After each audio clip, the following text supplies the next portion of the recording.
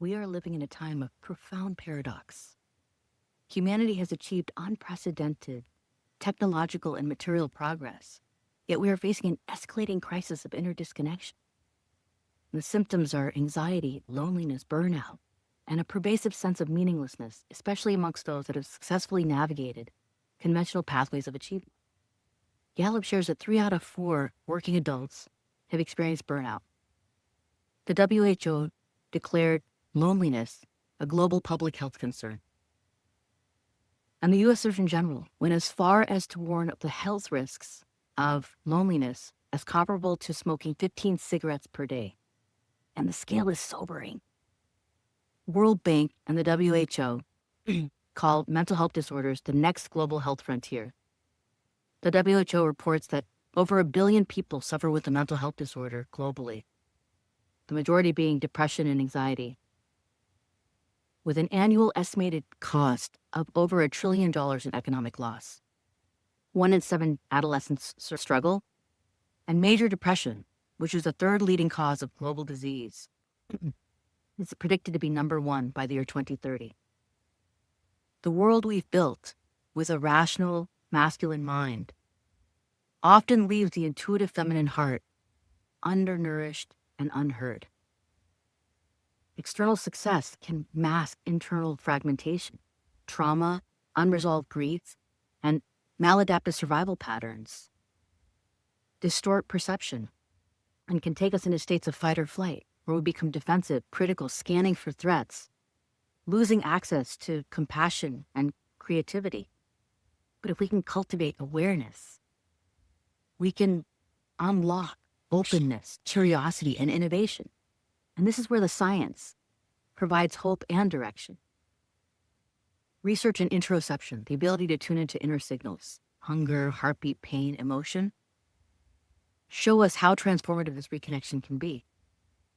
In a landmark study done by researchers at the University of College London with a group of 120 autistic individuals who have experienced co-occurring anxiety, were asked to estimate their heart rate without measuring anywhere on their body. And the actual heart rate was captured through the pulse oximeter, the difference between the two being their interoceptive accuracy.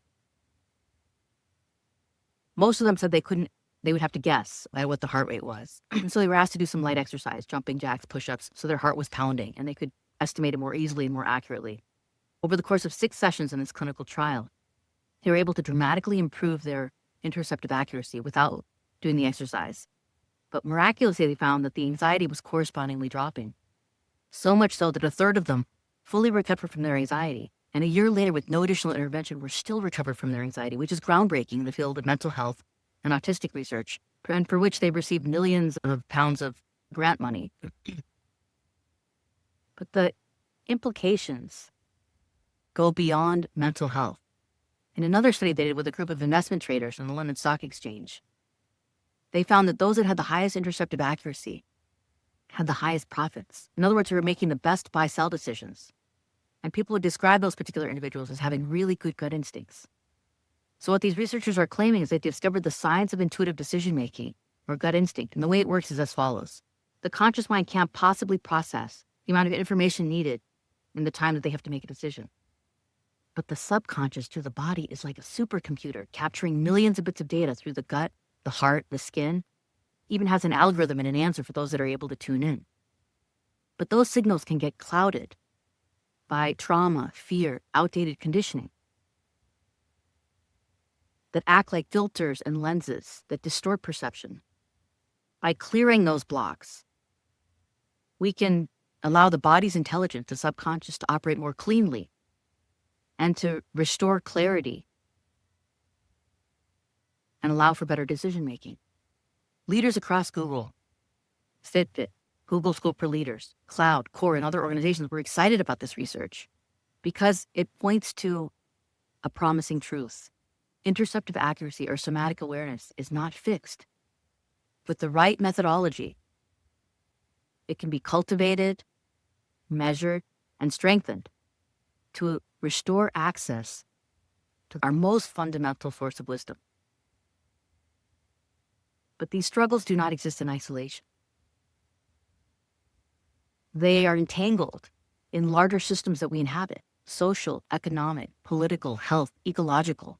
The crises we face: systemic inequity, political unrest, environmental degradation, and global pandemics interact, amplify, and cascade across layers of human experience.